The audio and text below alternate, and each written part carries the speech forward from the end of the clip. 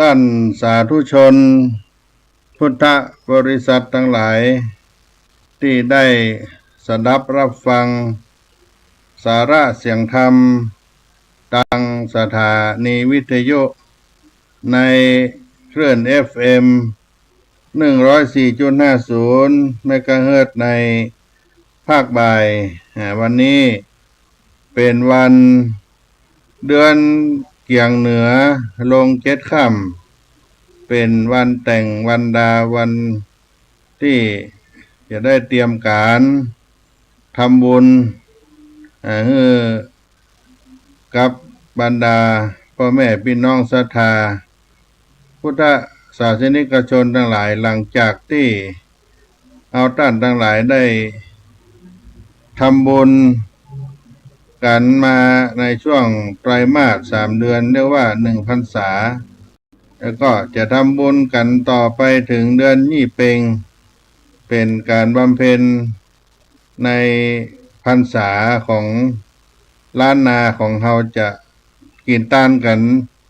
เป็นระยะเวลา4 เดือนจนถึงเดือนยี่เพ็งเพื่อว่าในช่วงหลังจากออกพรรษา1 เดือนนั้นก็จะได้เตรียมการเตรียมงานการทำบุญต่างๆนานาที่จะเกิดขึ้นหลังจากที่ได้ทำบุญกันตลอดไตรมาสครบ3 เดือนตามที่พระสังฆเจ้าทั้งหลายเปิ้นได้อธิษฐานเข้าพรรษามาตลอด3 เดือนท่านสาธุชนทั้งหลายในวันออกพรรษาวันปวารณานั้นเรียก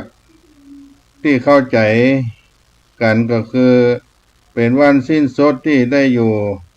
จำพรรษาของพระภิกษุสงฆ์ตามพระวินัยที่ได้บัญญัติเป็นพิธีสังฆกรรมพิเศษโดยเฉพาะเรียกโดยภาษาพระวินัยว่าปวารณากรรมคือการทำปวารณาของสงฆ์ผู้อยู่ร่วมกันมาตลอด3 เดือนทรงบัญญัติให้ภิกษุสงฆ์ทำปวารณาคือยินยอมให้ว่ากล่าวตักเตือนได้ทุกกรณีบ่ต้องเกรงกันว่าเป็นผู้ใหญ่หรือผู้น้อยเมื่อใครมีข้อข้องใจในเรื่องประพฤติพระวินัยแล้วไม่พึงนิ่งไว้พึงเปิดเผยชี้แจงกันได้ชี้แจงกันได้และในการว่ากล่าวตักเตือนกันตามที่ปวารณานี้จะถือมาเป็นโทษโกรธกันก็บ่ได้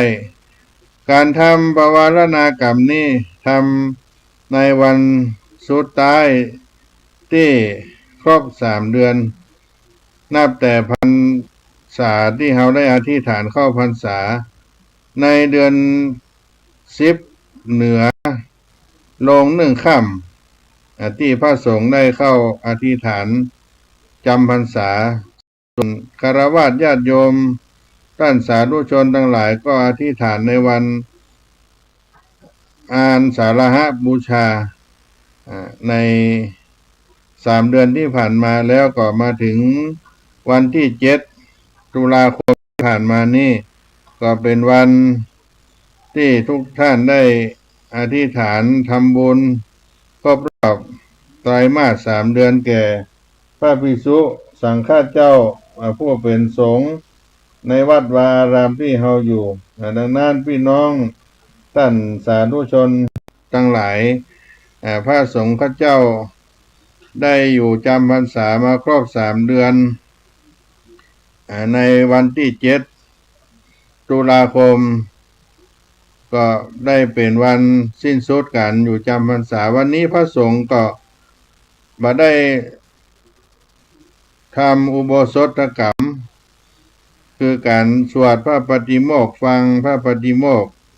เหมือนดังวันพระ14 ค่ำ15 ค่ำเดือนแรมเดือนขึ้นเดือนลงที่ผ่านมาแต่มีพระวินัยบัญญัติให้ทำปวารณากรรมแทนการสวดพระปาติโมกข์ ปีหนึ่งในวัดหนึ่งจะมีปวารณากรรม1 ครั้งได้เพียงครั้งเดียวฉะนั้นปวารณากรรมจึงนับว่าเป็นสังฆกรรมพิเศษเป็นหน้าที่ที่บังคับให้พระภิกษุสงฆ์ทุกรูปต้องทำเพราะเหตุที่พระภิกษุสงฆ์ผู้ทำปวารณากรรมแล้วพ้นข้อผูกพันที่ต้องทำอยู่ประจำในวัดไปทำธุระหรือไปแรมคืนสถานที่อื่นได้ตามความประสงค์ฉะนั้นจึงนิยมเรียกปวารณากรรมนั้นยังเข้าใจง่ายๆว่าการออกพรรษาในปวารณาเช่นนี้ในครั้งสมัยพุทธกาลได้มีภิกษุสงฆ์บางหมู่ที่ได้มาเข้าจำพรรษาอยู่ร่วมกันเมื่อออกพรรษาแล้วต่างก็จะได้แยกย้ายกันไปสู่ที่อื่นตามความประสงค์แต่เกิดความอาลัยอาวรณ์ต่อกันในการที่ต่างฝ่ายต่างต้องจาริกจารถาภิกขเวไปจาริกธรรมที่อื่นแยกย้ายกันไปในที่ต่างๆนั้นโดยว่าเมื่อได้มาอยู่ร่วมกันเป็นหมวดหมู่ได้ก่อให้เกิดความพร้อมเพรียงกันย่อมทำให้ต่างฝ่ายต่างเกิดความปิติยินดีต่อกันต้องการที่จะเลื่อนวันปวารณานี้ได้ออกไปอีกจึงได้มีพระบรมพุทธานุญาตไว้ว่าเมื่อเลื่อนวันปวารณาออกไปได้อีกระยะหนึ่งก็คือ15 วันหรือว่าปักหนึ่งหรือถ้ายังมีความปรารถนาจะเลื่อนต่อไปอีกก็ทรงอนุญาตให้เลื่อนออกไปจนถึงจนตลอดฤดูฝนแต่นับแต่ที่ได้จำพรรษามาแล้วนั่นแต่มาในสมัยปัจจุบันนี้ก็บ่มีภิกขุสังฆาเจ้าในอาวาสใดที่จะต้องการจะเลื่อนออกไปเหมือนเช่นในอดีตการในสมัยพุทธกาลฉะนั้นวันออกพรรษาคือวันมหาปวารณานี้จึงได้ถือปฏิบัติเหมือนกันทุกแห่งทุกคณะทุกอารามทุกพระอารามมีการปฏิบัติเหมือนกันทุกแห่งทุกที่ก็ต้องปวารณากันในวันขึ้น15 ค่ำเดือนเกี่ยงเหนือหรือเดือน11 ใต้ของทุกปีการปวารณานั้นมีคำขึ้นต้นของภิกษุสงฆ์เปิ้นได้ปวารณาว่าสังคัมพันเตปวาเรมิเป็นต้นซึ่งก็มีความใจความว่าถ้าแต่ท่านผู้เจริญข้าพเจ้าขอปวารณาคือขออนุญาตด้วยการได้เห็นก็ดีด้วยการได้ยินก็ดีด้วยการนึกรังเกียจสงสัยก็ดีขอท่านทั้งหลายได้มีความกรุณาว่ากล่าวตักเตือนข้าพเจ้าเห็นอยู่ก็จักกระทำคืนเสียคือหันว่าเป็นทางต้องอาบัติก็จะได้พิจารณาถึงความประพฤติการปฏิบัติของตนใหม่การปวารณาเช่นนี้แม้ได้ทรงอนุญาตไว้แต่ในเฉพาะหมู่ภิกษุสงฆ์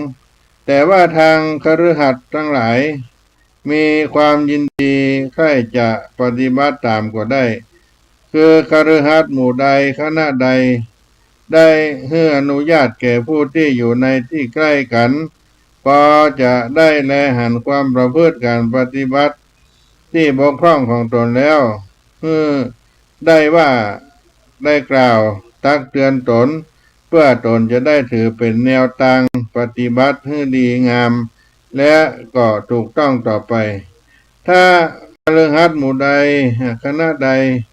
มีอัธยาศัยเปิดเผยอยู่อย่างนี้ก็จะเป็นเหตุให้คฤหัสถ์หมู่นั้นคณะนั้นมีความประพฤติดี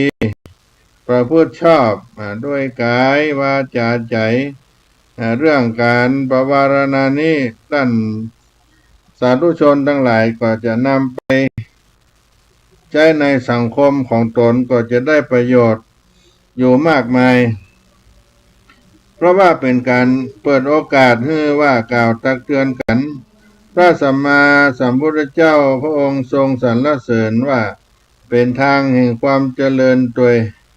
สังคมครอบครัวสามีภรรยาบุตรธิดาผู้เกี่ยวข้องย่อมจะมีการกระทบกระทั่งกัน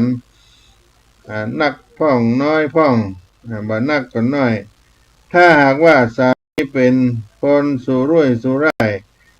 บ่ประหยัดภรรยาก็จะกล่าวตักเตือนด้วยความหวังดีสามีก็ต้องบ่ถือโทษโกรธตอบและปรับปรุงความประพฤติของตนก็สามารถกลับตัวได้สามารถกลับตัวได้การกลับตัวได้ของสามีก็จะเป็นคนที่ดีต่อครอบครัวโดยเฉพาะลูกๆเมื่อคุณพ่อคุณแม่ปรองดองกันก็จะมีความอบอุ่นวันนี้ออกบ้านออกจองไปตะเลิดเปิดเปิงไปเที่ยวไปเอี่ยวที่อื่นที่ไกลก็มีความประพฤติที่ดีที่งามขึ้นในครอบครัวก็จะมีความอบอุ่นและกับฝ่ายแม่หรือภรรยาแม่บ้านก็เช่นกันถ้ามีข้อบกพร่องท่านสามีได้ตักเตือนแนะนำก็ได้รับฟังซึ่งก็บ่เอาใจของตัวเก่านำเอาการตักเตือนของสามีนั่นไปคิดแล้วก็แก้ไขความบกพร่องของตัวเองให้เป็นความประพฤติดีประพฤติชอบต่อไปส่วนว่าลูกเต้านั้นลูกที่โตแล้วเมื่อยังอยู่กับพ่อกับแม่ก็ต้องให้โอกาสพ่อแม่ท่านได้กล่าวตักเตือนเพราะพ่อแม่เปิ้นเป็นผู้ที่ให้กำเนิดเกิดเฮามาเกิดก่อนเฮาฮ้อย่อมจะฮู้ชั่วจะฮู้ดีกว่าลูกทุกคนเมื่อพ่อแม่ได้กล่าวตักเตือนด้วยมีเหตุมีผลก็ควรที่จะได้รับฟังตั้งใจฟังบ่ใช่จะไปโต้ไปเถียงโดยมามีเหตุมีผลที่ตนมีความคิดไปอย่างแนวนั้นก็ดีแล้วก็สิ่งที่เราประพฤติอยู่มันอาจจะบ่ดีที่คุณพ่อคุณแม่เพิ่นได้บอกแนะนำเขาก็ควรได้ปรับตัวได้ละได้เลิกไปเพื่อจะได้ประพฤติในแนวทางที่ดีต่อไปครอบครัวได้ให้โอกาสซึ่งกันและกันได้การว่ากล่าวตักเตือนได้บ่เอาทิฏฐิมานะเข้าใส่กันถ้อยทีถ้อยอาศัยกันจะเป็นครอบครัวที่มีความสุขเสมือนมีเรือนเป็นสวรรค์ในสถาบันการศึกษาก็ดีวิทยาลัยโรงเรียนต่างๆคณาจารย์ผู้บริหารครูบาอาจารย์ครับนักเรียนนักนิสิตนักศึกษาเนี่ยมีเป็นผู้ที่ให้ความรู้เฮา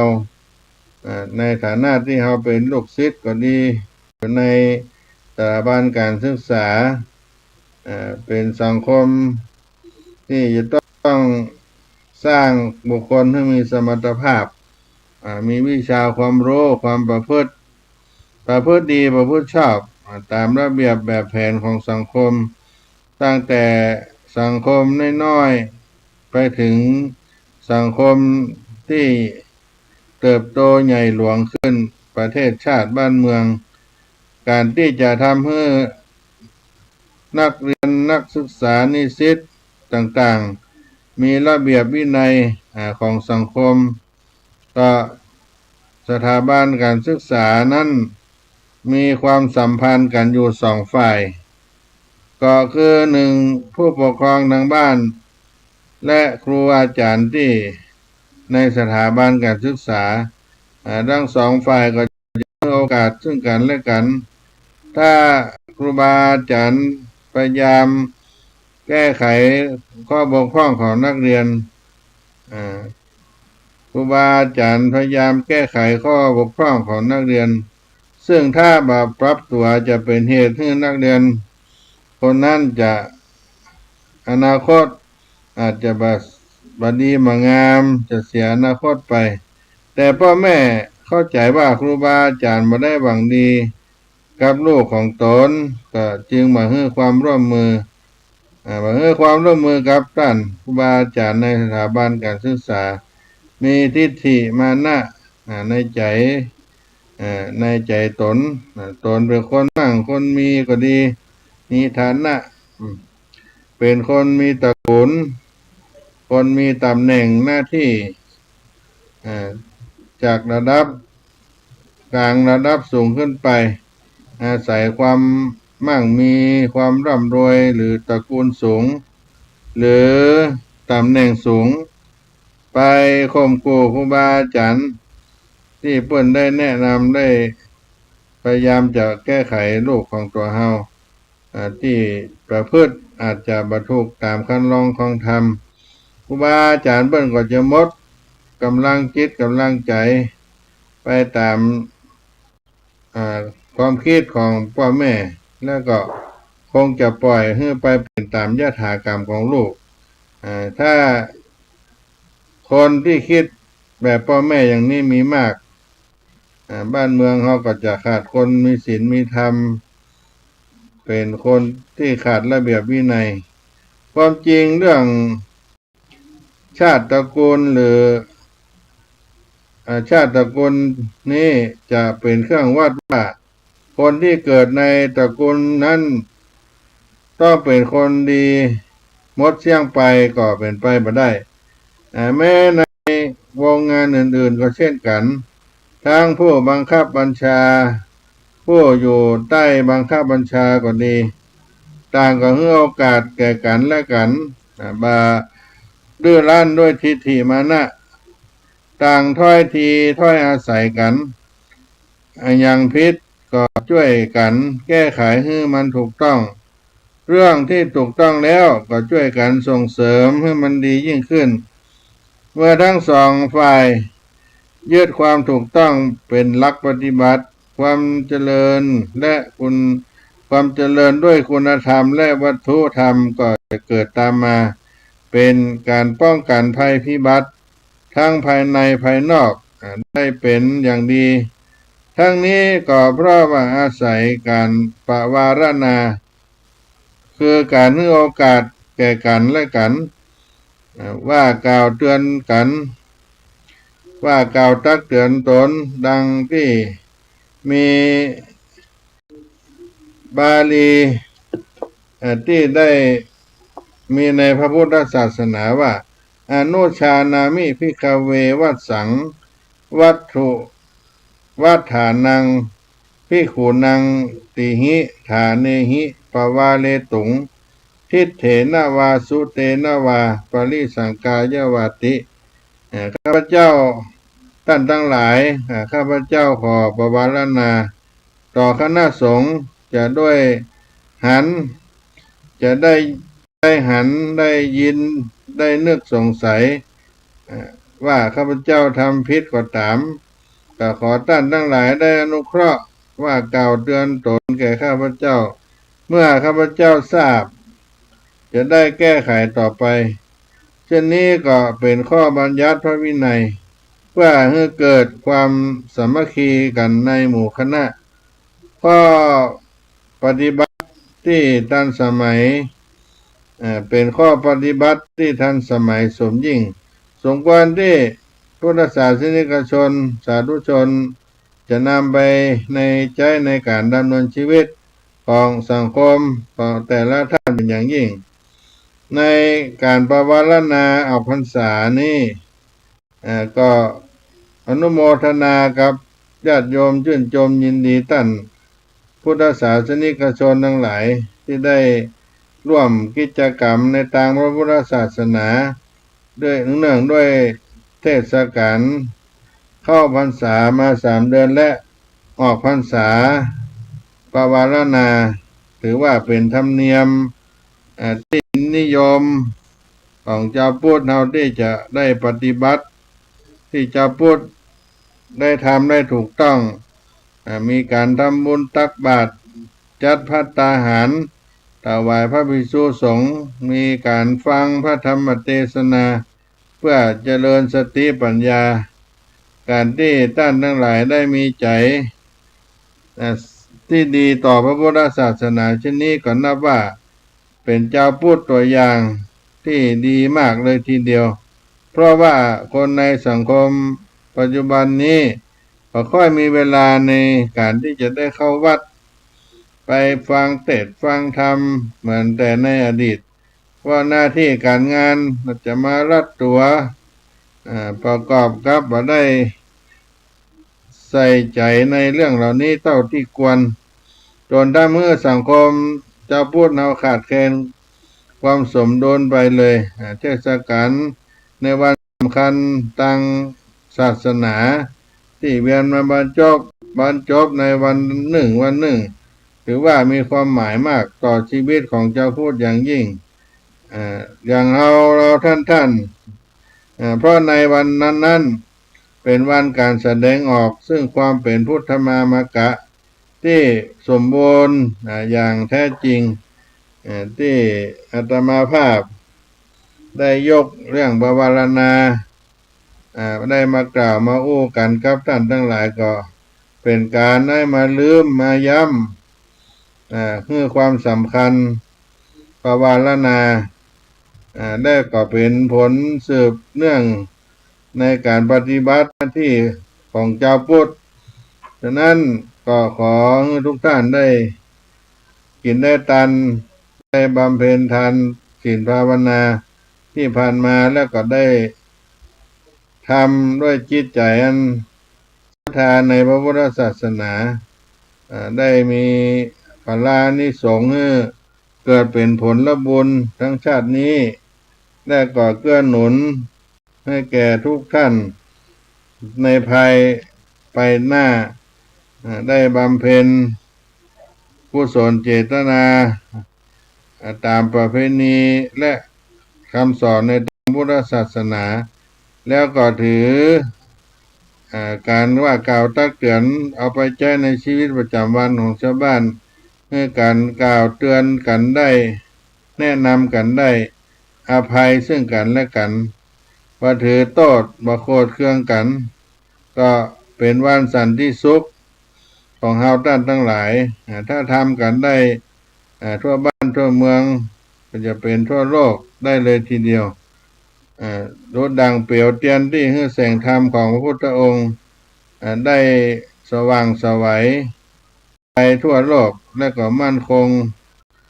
ไว้ในพระพุทธศาสนาให้เราได้อยู่เย็นเป็นสุขเพราะฉะนั้นผู้ที่ได้บำเพ็ญทานศีลภาวนามาตลอดพรรษาญาติโยมก็จะได้รับอานิสงส์ได้อยู่เย็นเป็นสุขด้วยอำนาจคุณแห่งพระพุทธพระธรรมพระสงฆ์บุญกุศลที่เราได้บำเพ็ญมานี่ก็จะมาพิบาลให้เราท่านทั้งหลายได้ปราศจากโรคาพาธภัยพิบัติอุปัตตวันตรายต่างๆและก็เจริญไปด้วยอายุวันนะสุขภาละเป็นปฏิภาณธนสารสมบัติประสงค์จำนงไว้สิ่งใดก็จะเกิดขึ้นกับเฮาอันเป็นไปในทางที่ชอบประกอบด้วยธรรมสิ่งนั้นก็จะสำเร็จแก่เฮาท่านทั้งหลายทุกประการนี่ก็เป็นบุญเป็นกุศลที่เฮาท่านทั้งหลายได้บำเพ็ญกันมาตลอดไตรมาส3 เดือนในฐานะที่เฮาเป็นเจ้าพุทธในทางพระพุทธศาสนาได้บำเพ็ญได้สร้างบุญสมภารเกิดขึ้นกับเฮาไปในตั้งแต่ในชาตินี้ตลอดถึงชาติหน้าก็ได้ อู้กันไปในช่วงต้นรายการแรกนี่ก่อนไปมาป้ากันในช่วงที่สองของสาระเสียงเสียงธรรมของวัดสลีโสดา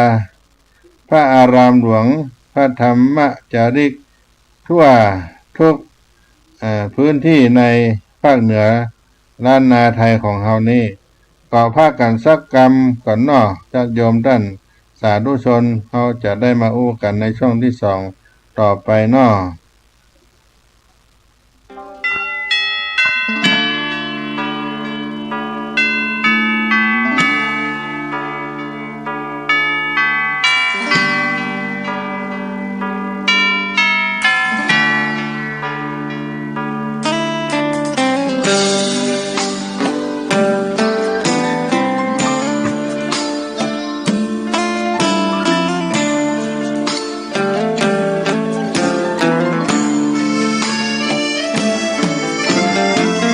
เชิญชวนทุกท่านเข้าวัดเข้าวาฟังธรรมะจากหลวงตาเสริมชีวาให้สุขสดใสยึดมั่นหลักธรรมคำสอนไว้ให้ขึ้นใจความดีรีบทำกันไว้หญิงชายอย่าได้นายนี้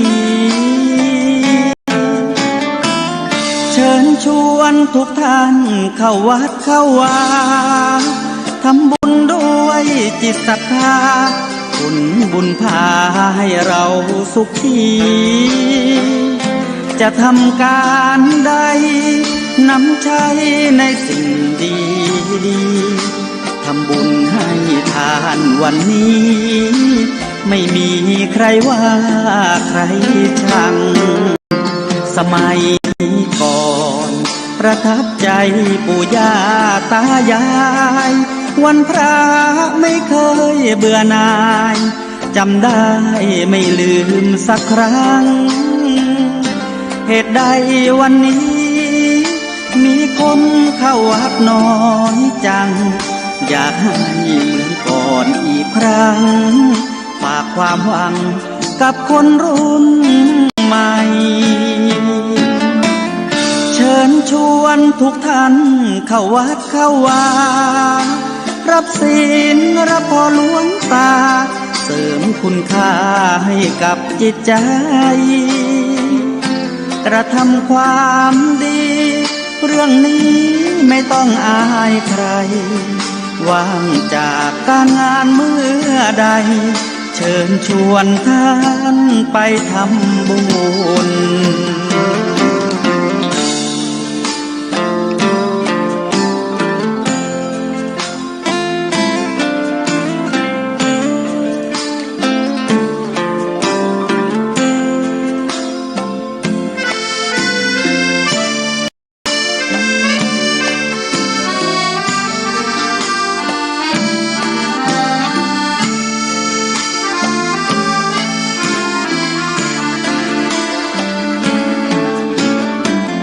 เชิญชวนทุกท่านเข้าวัดเข้าวารับศีลรับพรหลวงตาเสริมคุณค่าให้กับจิตใจกระทำความดีเรื่องนี้ไม่ต้องอายใครว่างจากการงานเมื่อใดเชิญชวนท่านไปทำบุญกระทำความดีเรื่องนี้ไม่ต้องอายใครฝากเพลงเชิญชวนหญิงชาย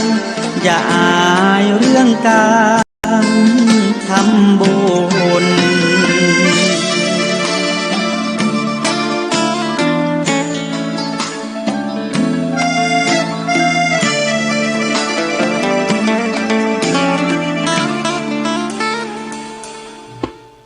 ท่านสาธุชนทั้งหลายก็มาถึงช่วงที่สองสาระธรรมเสียงธรรมวัดสลีโสดาพระอารามหลวงจังหวัดเชียงใหม่เขาได้ได้จากกันในวันออกพรรษาได้ผ่านพ้นไปซึ่งก็เป็น ประเพณีที่เราได้ทำสืบทอดกันมาหลังจากออกพรรษาแล้วก็จะมีการทำบุญเฮือตาลงานกฐินหน้าตาลการทอดผ้าป่าการตั้งธรรมหลวงมหาจาตุเวสสันดรชาดกก็ดีก็เป็นประเพณีที่หลังพรรษา1 เดือนซึ่งที่สำคัญก็คือการทำบุญกฐินหน้าตาลซึ่งก็เป็นการตามการเวลาหลังจากออกพรรษามา1 เดือนที่จะเป็นเทศกาลในการทอดกฐินซึ่งเป็นการเวลาที่จำกัดก็มีความเดิมในสมัยพุทธกาลเรื่องราวของกฐินหน้าตาล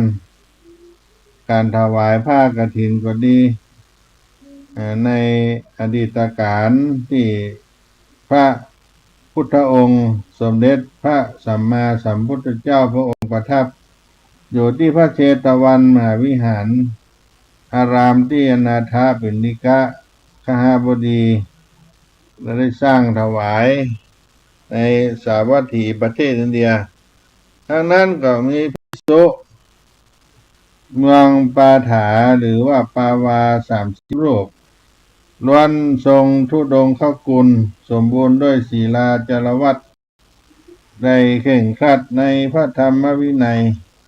มีอัธยาศัยชอบปู่ย่าท่านเหล่านี้ก็มีความประสงค์จะเดินทางไปเฝ้าสมเด็จพระบรมศาสดาครั้นกับชั้นพรรษามาถึงตามกำหนดก็จึงแวะเข้าอยู่จำพรรษาที่เมืองสาเกตออกพรรษาปวารณาเสร็จยังมาพ้นเขตวสันต์ฤดูก็ได้ภูมิเดินทางไปเข้าเฝ้าพระพุทธองค์เป็นเวลาที่ยังมาพ้นเขตวสันตฤดูภูมิภาคอากูลไปด้วยโคลนตมเป็นเปอะเป็นโคลนเป็นน้ำมาเป็นสมัยที่จะสัญจรสบงจีวรก็จุ่มจื้นไปด้วยน้ำเป็นด้วยเปอะด้วยโคลนพระพุทธองค์พุทธเจ้าทรงพิจารณาหันความลำบากของสาวกเหล่านั้นก็ทรงอนุญาตกฐินนัฏฐารวินัยว่าอนุชานามิภิกขเววัสสังวุฒานังภิกขุกฐินังอัฏฐาริตุอัฏฐกะอัฏฐตากฐินานังโวภิกขเวปัญจอานิสังสากัปปิสันติดูก่อนภิกษุทั้งหลายตถาคตอนุญาตให้ภิกษุทั้งหลายผู้อยู่จำพรรษาแล้วกรานกฐินได้ภิกษุทั้งหลายท่านทั้งหลายที่กรานกฐินแล้วจะได้อานิสงส์5 ประการในสมัยพุทธกาลนั้นได้ปรากฏตำนานนางวิสาขามหาอุบาสิกาผู้ได้รับพระบรมพุทธานุญาตทอดกฐินเป็นคนแรกแก่ภิกษุเมืองปาถาหรือปาวาทั้ง30 รูปนั้นตั้งแต่นั้นมาการทอดกฐินจึงเป็นประเพณีนิยมที่พุทธศาสนิกชนทั้งหลายได้ถือปฏิบัติสืบมาจนถึงปัจจุบันนี้การทำบุญทอดกฐินก็จัดเป็นกาลทานเป็นทานพิเศษกว่าทานอื่นๆเช่นการทอดผ้าป่าซึ่งผู้ศรัทธากระทำได้ทุกโอกาสประจำกัดเวลาจำนวนภิกษุแม้ที่สุดสามเณรก็รับได้แต่การทอดกฐินนี้เป็นไปตามพระวินัยคือภิกษุผู้รับต้องจำนวน5 รูปขึ้นไป ภิกษุที่รับต้องอยู่จำพรรษาตลอดไตรมาสในอาวาสนั้นท่านจำกัดเวลาไว้ตั้งแต่แรม1 ค่ำเดือน11หรือเดือนเขียงจนถึงวันเดือนยี่เปงวันเพ็ญเดือน12ของภาคกลางเนี่ยเป็นเวลา1 เดือนพ้นจากนั้นก็มาเป็นกฐินนาตาลนอกจากนี้ปีหนึ่งวัดหนึ่งก็จะทอดกฐินได้ครั้งเดียวทั้งพระสงฆ์ในวัดนั้นก็รับกฐินได้เพียงครั้งเดียวในส่วนผู้ทอดถวายกฐินท่านมาได้กำกัดไว้ฉะนั้นผู้ได้ทานกฐินจะเป็นบรรพชิตก็ดีเป็นฆฤหัสถ์ก็ดีไม่ยิงก็ได้พอใจก็ได้ทอดคนเดียวหรือเป็นคณะก็ได้การทอดกฐินก็ก่อให้เกิดพลานิสงส์แก่พระสงฆ์ผู้รับทายกทายิกาผู้ทอดในส่วนแห่งพระสงฆ์ได้รับก็พระสงฆ์ได้รับก็มีอานิสงส์5 ประการ1. อนามันตะจาโรเที่ยวไปตระกูลเที่ยวไปในตระกูลได้บ่ต้องบอกลาตามปกติก็จะไปที่ในที่อื่นจากที่นิมนต์นั้นในเวลาก่อนดึกครับจะต้องบอกลาภิกษุที่มีอยู่วัดก่อนก็ไปได้2. อาสมาตานะจาโรเที่ยวไปโดยบ่ต้องเอาผ้าไตรจีวรไปครบสำหรับก็ได้ตามปกติวิสัยภิกษุจะไปแรมคืนที่ใดก็จะต้องเอาไตรจีวรไปตัวอันที่3คณะโภชนังฉันคณะโภชนะบ่ได้เป็นอาบัติตามปกติภิกษุผู้ได้อาราธนาและออกชื่อโภชนาทั้ง5อย่างใดอย่างหนึ่งถ้ารับของนั้นมาหรือฉันของนั้นพร้อมกันตั้งแต่4 ลูกขึ้นไปต้องอาบัติปาจิตตีได้การกฐินแล้วคุ้มอาบัตินี้ได้4. ยาวะทัตถะจีวรังมีจีวรได้ตามต้องการคือเก็บอดิเรกจีวรได้มาเป็นอาบัติ5. โยจะตัทธะจีวรุปปโทโส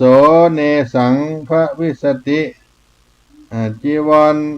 ลาภใดที่เกิดแก่สงฆ์ในอาวาสนั้นจีวรลาภที่เกิดขึ้นนั้นจะเป็นของภิกษุทั้งหลายผู้ได้การกฐินแล้วส่วนทานิสราธิบดีผู้เป็นใหญ่ในตาลได้มีศรัทธาประสาทะบำเพ็ญมหากุศลอันบุคคลกระทำได้ยากก็ชื่อว่า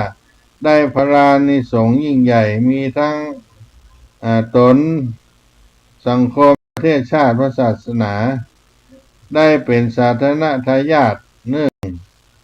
สืบทอดอายุพุทธศาสนาในข้อที่1เป็นศาสนทายาทสืบทอดอายุพุทธศาสนา2ได้รักษาวัฒนธรรมประเพณีได้รักษาวัฒนธรรมประเพณีที่ดีงามไว้บ่ให้เสื่อมสูญ3เป็นการเพิ่มพูนทานบารมีเป็นการสร้างความสามัคคีในหมู่พุทธบริษัทเป็นการกำจัดมัจฉริยะความตนี6เป็นการถวายกำลังแก่พระสงฆ์ผู้ดำรงพระศาสนา7เป็นการบูชาพุทธโอวาทของพระบรมศาสดา8เป็นการแปลทรัพย์และทำชีวิตเพื่อเป็นสาระ9เป็นการสร้างสมทุนบุญกุศลไว้ในภายภาคหน้านี่ก็เป็นผลที่เกิดขึ้นแก่ผู้เป็นใหญ่ในตาลมีศรัทธาประสาทะเจ้าภาพผู้จักได้เกิดปิติปราโมทย์เพราะได้บริจาคมหาทานได้ไหว้ได้ปริวารญาติมิตรเป็นผลทันตาก็คือเมื่อพุทธศาสนิกเมธีชนทั้งคฤหัสถ์บรรพชิตแส่ซองอนุโมทนาสาธุการเกิดความเบิกบานผ่องใสทั้งกายทั้งใจ นี่อย่างนี้เป็นต้นเป็นเรื่องของการให้ทาน เรื่องกฐินนั้นก็เป็นบุญที่แปลกกว่าบุญอย่างอื่นชื่อก็แปลกกิริยาก็แปลกเวลาทานถวายก็แปลกอานิสงส์ก็แปลกญาติโยมแปลกชื่อว่ากฐินก็คล้ายต้นไม้หรือพักชนิดหนึ่งที่ยอดกินได้รับประทานได้พักก็กินได้รับประทานได้ใบก็ทำอาหารสัตว์ต้นก็ทำประโยชน์ได้สารพัดที่ว่าชื่อกฐินเป็นชื่อต้นไม้ชนิดหนึ่งอันที่เป็นข้อที่แปลกและก็กิริยาแปลกคือบ่ใช้คำว่าถวายเหมือนบุญแต่ใช้คำว่าทอดกฐินนะญาติโยมทอดกฐินที่ทำกันเฮือตาลเนี่ยใช้คำว่าทอดบ่มีคำว่าถวายที่เป็นที่แปลกของกิริยาทอดกับคล้ายกับการทำอาหารทอดอาหารทอดขนมทอดไข่ทอดกล้วยเหล่านี้เป็นต้นมาเป็นชื่อแปลกกิริยาแปลกอันที่สามของแปลกก็คือของที่เป็นแกนเป็นประธานจริงๆก็คือผ้าจีวรผ้าไตรส่วนที่นอนหมอนมุ้งปัจจัยอื่นๆก็เป็นส่วนบริวารอันนี้ว่าของแปลกแล้วก็เวลาแปลกก็คือบุญอย่างอื่นเช่นทอดผ้าป่าหรือสังฆทานล้วนทอดและทำได้ตลอดปีว่ามีกำหนดที่จะกำจัดเวลาจะกำจัดเวลาจำกัดเวลาแต่กฐินจัดเป็นกาลทานก็คือเวลาเดือนเดียวต้องอันตั้งแต่วันแฮม1 ค่ำเดือน11ใต้จนมาถึงวัน15 ค่ำเดือนเกี่ยงเหนือวันถึงเดือนนี่เพ็งเดือนยี่เพ็งนะญาติโยมอันนี้ก็1 เดือนหลังออกพรรษาแล้วก็มีอานิสงส์แปลกท่านอย่างอื่นใดได้อานิสงส์เฉพาะทายกทายิกาผู้ถวายปฏิฆาหกผู้รับหาได้อานิสงส์ด้วยไม่แต่กฐินนาทานได้อานิสงส์ทั้งผู้ให้และผู้รับเรียกว่าบุญกำลังสองนี่ได้บุญกำลังสองทานอย่างอื่นทายกทายิกาได้เป็นผู้ทูลขอพระพุทธองค์พระผู้มีพระภาคเจ้าทรงอนุญาตแต่กฐินพระพุทธเจ้าทรงอนุญาตด้วยพระองค์เองกันนับว่าเป็นพุทธประสงค์โดยแท้อันหนึ่งคำว่ากฐินซึ่งเป็นชื่อบุญชนิดพิเศษนี้ก็เป็นภาษาบาลีแต่นำมาเรียกและใจจนกลายเป็นภาษาไทยโดยปริยายพอพูดถึงคำว่ากฐินก็เป็นอันเข้าใจกันกฐินหรือกฐินนะคำนี้เป็นชื่อไม้ชนิดหนึ่งซึ่งเป็นอุปกรณ์สำหรับเครื่องผ้ามีลักษณะเป็นสี่เหลี่ยมสำหรับเครื่องตาผ้าให้ตึงให้เข่งเพื่อเย็บทำเป็นจีวรตั้นเรียกไม้ชนิดว่าไม้สะดึงว่าถึงชนิดของประเภทของกฐินที่ได้ปฏิบัติกันในปัจจุบันก็คือ1 กฐินหลวงก็ได้แก่กฐินที่พระเจ้าพระบาทสมเด็จพระเจ้าอยู่หัวทรงสมเด็จพระนางเจ้าพระบรมราชินีนาถนั้นหรือพระบรมวงศานุวงศ์เสด็จทอดณพระอารามหลวงที่กำหนดไว้มี16 วัดเป็นต้นว่าวัดพระเชตุพนวัดสุทัศน์วัดบวรวัดอรุณเป็นต้นเหล่านี้และกฐินต้นนั้นที่2ต่อมาก็ได้แก่กฐิน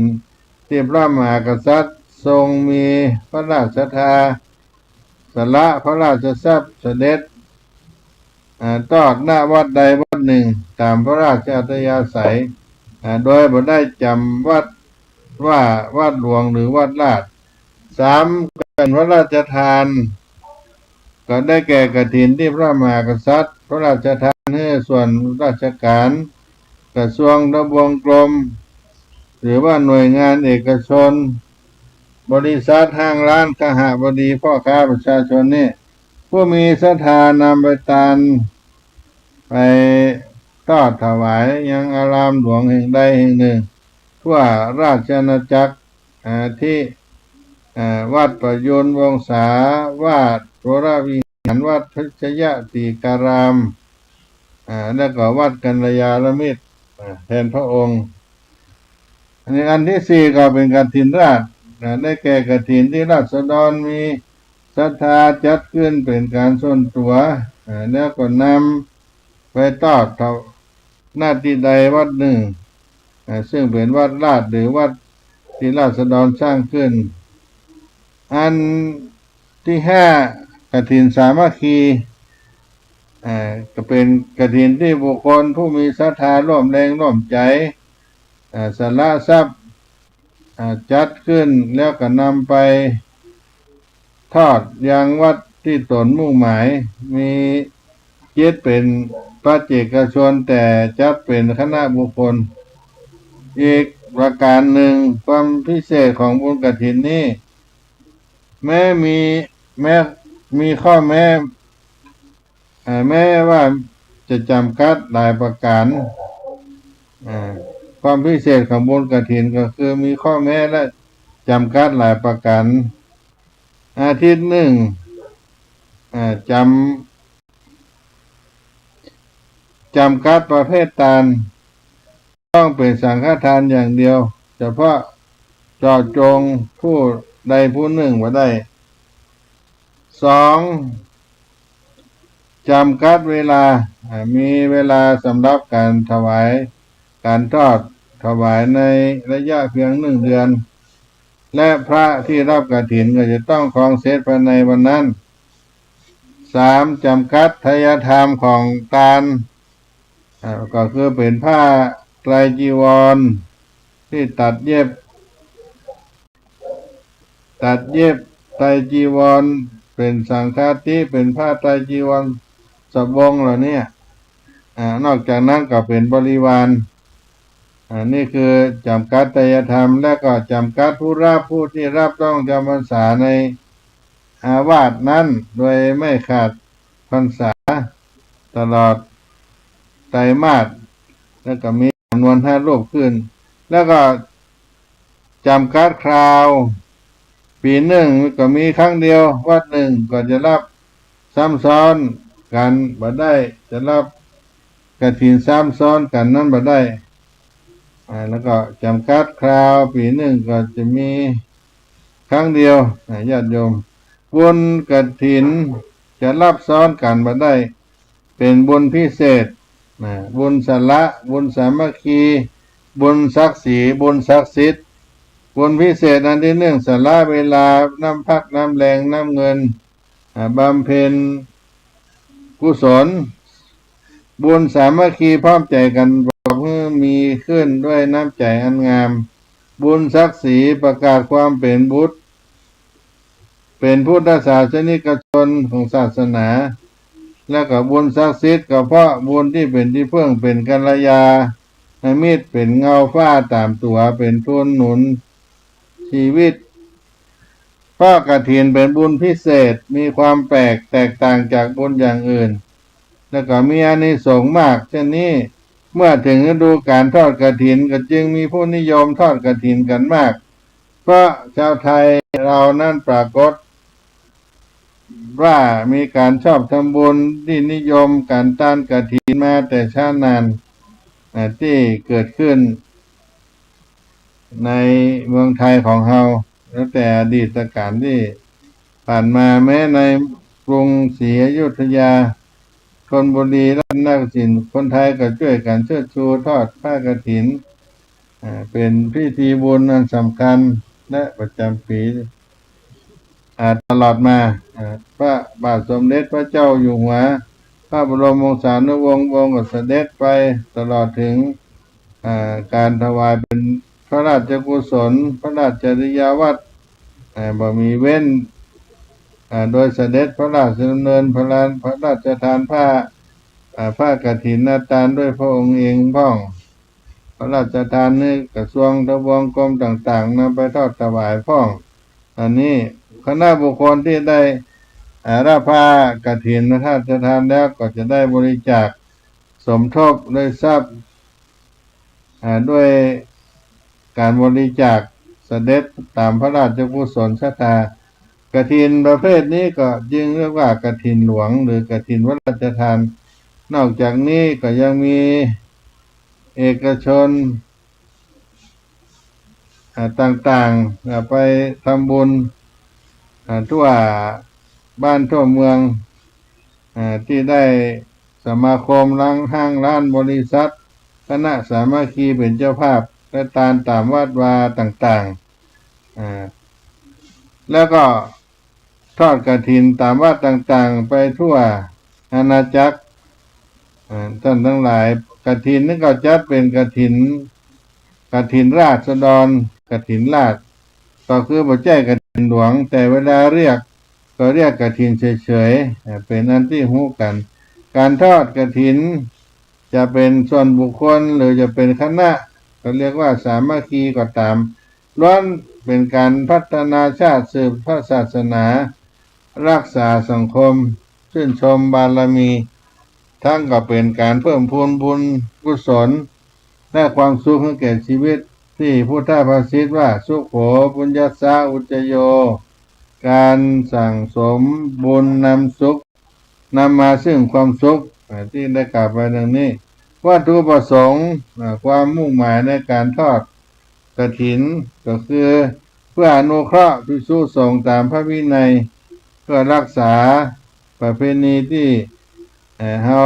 มีมาแต่การก่อนเพื่อเป็นการบำเพ็ญมหาทานให้แก่มหาทานเป็นการบำเพ็ญมหากุศลทานให้ชีวิตเราเป็นแก่นเป็นสารรวบรวมวัตถุปัจจัยเพื่อพัฒนาวัดวาอารามเหล่านี้เป็นต้นแล้วกฐินเขาจะทานว่าถึงคุณสมบัติของผู้จะทอดกฐินนั้นคุณสมบัติของผู้จะทอดกฐินในกาลสุตตคาถาเพิ่นแสดงไว้ว่ากาเลทะทันติสัพพัญญาวะทันยะมีตะวีตามัชฌลาทายกทายิกาผู้มีศรัทธาจะต้องประกอบด้วยสัพพัญญาวะทันโยวีตามัชฌลากาเลนะทินังอริเยสุอุชุภูเตสุตาดิสุอันนี้ก็เป็นที่ปรากฏในกาลตานสุตตคาถาสัพพัญญาเป็นผู้มีปัญญาว่าทันยูเป็นผู้รู้จักชักชวนวีตามัชฌลาเป็นผู้ปราศจากความตณีกาเลนะทินังอริเยสุอุชุภูเตสุตาดิสุวิปัสสนาความเป็นผู้มีความเลื่อมใสจะมั่นคงในกิจของพระอริยเจ้าทั้ง4ประการนี้เป็นกิจอันบุคคลศรัทธาผู้ปรารถนาจะบำเพ็ญบุญชนิดพิเศษเพิ่งสร้างให้เกิดมีขึ้นในตนแล้วก็อันหนึ่งก็ท่านพรรณนาถึงความสำคัญของตามได้ว่าเป็นมหาเสน่ห์ตานเป็นคุณธรรมของนักบริหารตานเป็นสะพานหรือขั้นใดไปสวรรค์เป็นตานในตานเหล่านี้นั่นสังฆทานนับว่าประเสริฐกว่าบุคลิกปฏิปุคลิกทานเพราะแก่ผู้เดียวก็ชื่อว่าได้ด้วยกันทั้งหมดส่วนเจตนาของผู้ให้ก็เป็นเจตนาอันดีเจตนาอันดีบ่ได้มุ่งหมายต่อปฏิการตอบแทนในเกณฑิยคาถาที่ท่านแสดงไว้ว่าอาคิหุตตังมุขายัญญายันทั้งหลายมีการบูชาไฟเป็นหัวหน้าสวินติฉันทะโสมุขังในบรรดาสัตว์ทั้งหลายสาวิติฉันเป็นหัวหน้าของฉันทศาสตร์ราชามุขะมนุษย์สานังพระราชาเป็นหัวหน้าของมนุษย์ทั้งหลายหน้าที่นางสาคโรมุขังมหาสมุทรเป็นหัวหน้าของแม่น้ำและก็ มหาสมุทรเป็นหัวหน้าของแม่น้ำทั้งหลายนัททัตตานังมุขังจันโทพระจันทร์เป็นหัวหน้าของดาวนักษัตริย์ทั้งหลายอาทิตย์โจตะปะตังมุขังพระอาทิตย์เป็นหัวหน้าของสิ่งที่แสวงแสงสว่างและความร้อนทั้งหลายฉันใดบุญญะมากังคมานังสังโฆเวยัตชาตังมุขังทรงแลเป็นหัวหน้าของทายกทั้งหลายผู้หวังบุญบำเพ็ญทานนี่ก็เป็นเรื่องราวกฐินที่ได้เอามามาจากพี่น้องท่านทั้งหลายทานที่เราได้ประณีตหรือไม่ประณีตนั่นบัณฑิตท่านบ่ประสงค์ที่พัสดุแต่ประสงค์สภาพจิตเจตนาของผู้บริจาคหากว่ามีความเดือดร้อนด้วยความตนีที่ด้านชื่อว่าจิตประณีตผู้มีพระภาคเจ้าได้ตัดเจตนาไว้เป็น3ประการก็คือปุพพเวทนาสุมโนก่อนให้ดีใจเรียกว่าปุพพเจตนาทะทางจิตตังภาษาทะเยก่อนให้ก่อเลื่อมใสเรียกว่ามุนจนะเจตนาทัตตวาอัตตมโนโหติคันให้แล้วก็บ่อะไรเสียดายเรียกว่าอาปะละเจตนาอันนี้เป็นกรรมที่พระพุทธองค์ได้ตรัสเรื่องเจตนาไว้3ประการและก็ผู้บำเพ็ญทานก็มีอานิสงส์อยู่6ประการ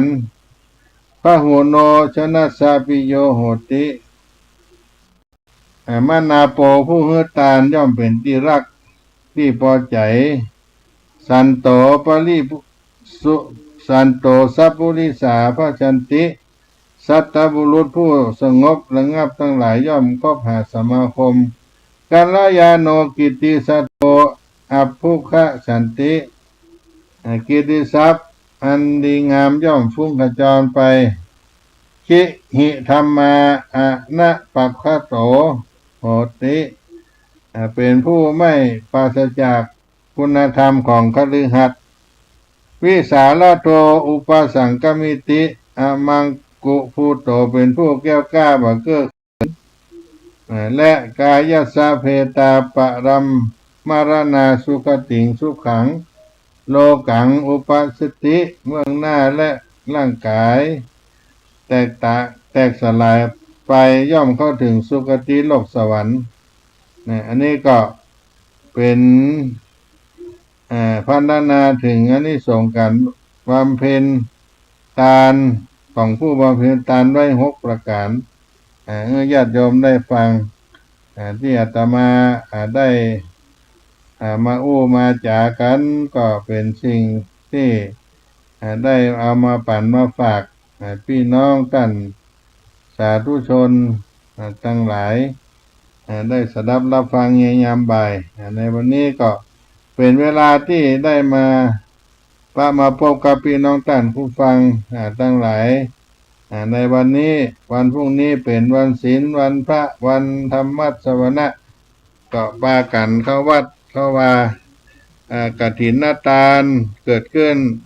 วัดใดมีเจ้าภาพการทำบุญเขาก็ไปร่วมถึงแม้มันได้เป็นเจ้าภาพใหญ่โตและโหฐานมากมายเกิดกองก็ไปอธิษฐานร่วมบุญกินทานเพื่อได้เป็นอานิสงส์ในการทานมีเวลาจำกัดของเจ้าพุทธของเราวันนี้ได้มามาจาก็จะหมดเสียงเวลาไปก็ให้มาปะกันเมื่อค่ำยามเย็นในศาลาเสียงธรรมวัดสลีโสดาพระอารามหลวงจังหวัดเชียงใหม่กับบรรดาท่านผู้ฟังในสถานีวิทยุคลื่น 104.50 เมกะเฮิรตซ์ที่ท่านอาจารย์พระครูสมุวิศวะเป็นผู้ในการสถานีเจ้าวาดวัดแฝงเห็นได้แนะนำการส่งลิงก์สัญญาณเผยแพร่ไปตามสถานีวิทยุต่างๆตามเวลาสมควรที่จะส่งไปให้ได้ฟังกันทั่ว แผ่นดินล้านนาของเฮานี่ขอความสุขความเจริญ